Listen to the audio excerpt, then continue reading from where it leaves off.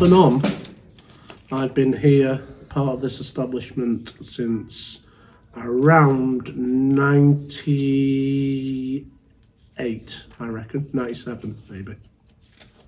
I played with Noel Gallagher. I was in my first band with Noel Gallagher when I was 14. There was just myself and Noel. I'm the same age as Noel, and we used to get on the bus together and from Burnage to Slade Lane Neighbourhood Centre where my drums were set up, and he would bring his guitar and we would play every Sunday, and it was weird really, because we used to get on quite well. We were the same age, and we basically just used to play, and he used to promise that there was a bass player coming down most weeks, and I think we did it for about 6-7 weeks, and this bass player never materialised, and but yeah, we just used to play along. I remember him not really playing that much Beatles stuff, but playing quite rocky sort of Stones sort of stuff really, and it was, you know, I was at the learning part of me as a drummer and as a musician, and yeah, I really enjoyed playing with him, you know. And then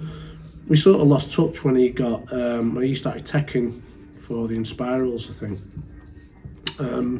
I used to see him though, we used to see him, but he was always going away on tour, so he was doing like quite a lot of teching for the Enquires. And I knew Liam, but Liam at that point was obviously a couple of years younger than us, so he's but he was a couple of years younger than us.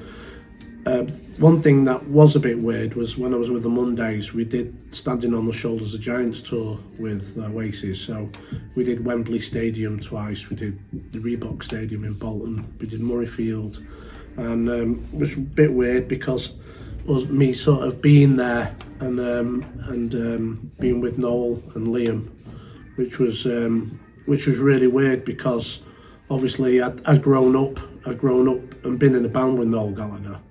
And then next thing I'm playing with the Happy Mondays and we're supporting them on the tour.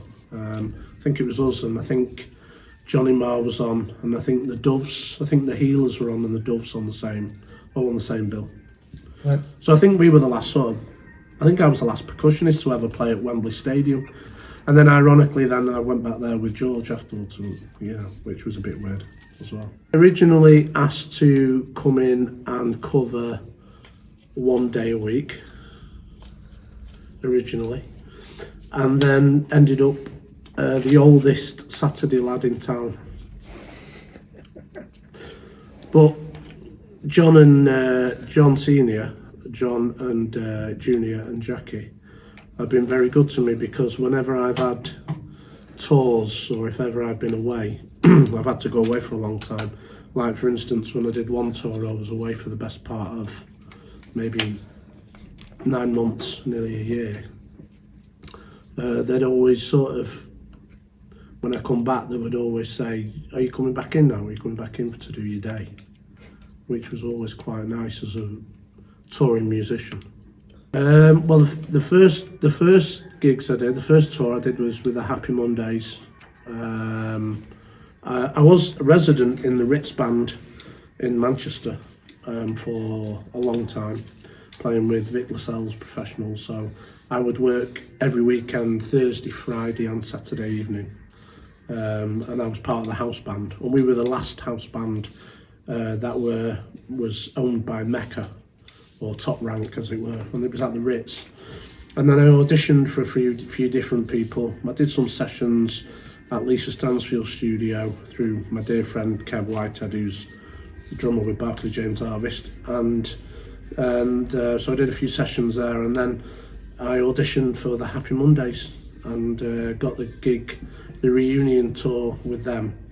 So that was the first one. So I was away for maybe a good year with them. I was with the Happy Mondays for nearly 3 years, and then since then I've worked with lots of different people, from Paul Heaton to been on tour twice with Ian Brown, supporting with Paul Ryder with Big Arm. I was in my own band Buffalo 66, who supported Ian Brown. Then and then after that I did a little bit recording with the Enquires with the late Gilly. Did some so that's the Manchester thing, working with those people. And then after that I sort of went further afield and did lots of auditions in London, worked with lots of London artists. So the usual pop artists at that time, which were like under the 19 management, and did lots of pop tours and sessions. People like Will Young and people like that. And then a bit later on, I've worked with I did 2 world tours. I did 2 25 Live and Symphonica with George Micheal, his percussion. I was lucky to be his percussionist for 8 years. Who is somebody we miss dearly, who's an amazing artist and an amazing person. And also I've worked with Bond, Sister Sledge, Tito Jackson's, and Craig Armstrong, amazing film composer. I've done lots of sessions, lots of things for him, and I was lucky enough to do Celtics Connection Festival.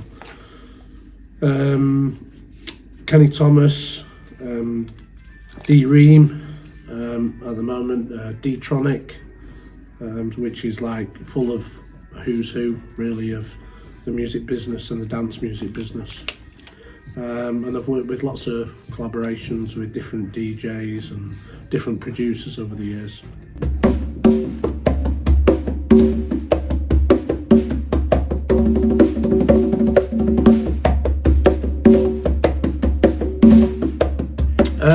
Film tracks.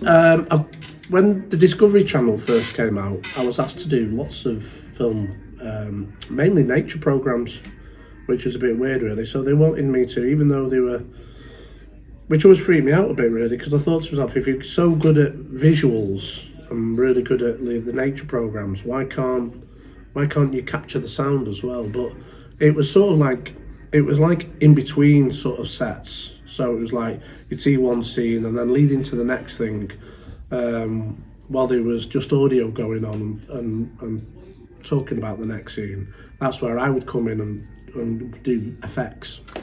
Do hand drums and excuse me, and do that sort of stuff. I did the first series of the Blue Planet as well. So the Blue Planet, which was really, really cool because obviously looking into the depths.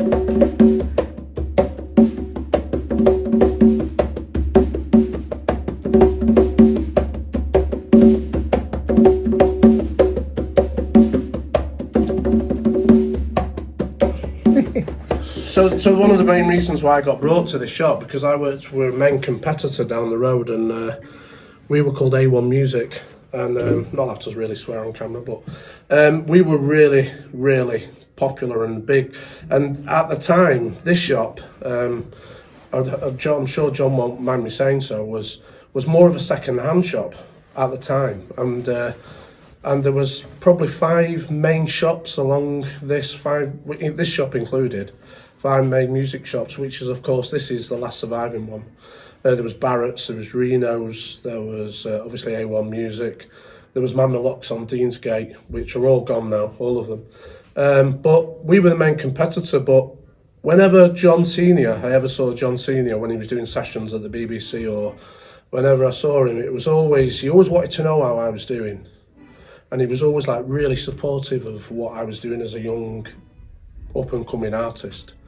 And that was really the start of it. And when they asked me when I eventually left A1 and went out teaching in schools and also playing at the Ritz every single weekend in the house band, John asked if there was any spare days that I could do here. I jumped at the chance because of the relationship I had with John Senior and what a lovely man he was.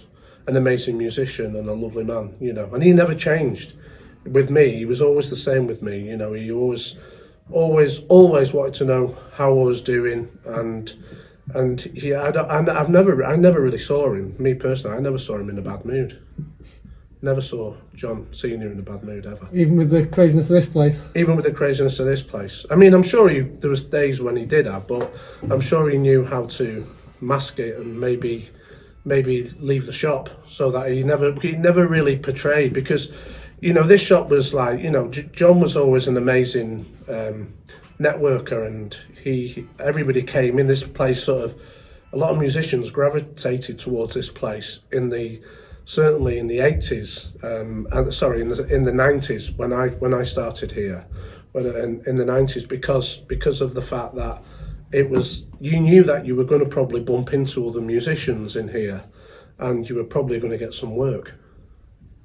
There was probably going to be a gig, or that you would be able to swap numbers, or the notice boards were always full of people wanting other musicians.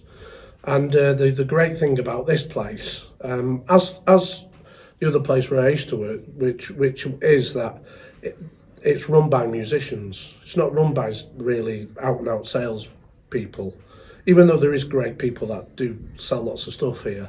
It's run by musicians for musicians. And I think musicians, when they come into a place like this, realise that very quickly. And I think that's what's been one of the key things of it surviving today as well.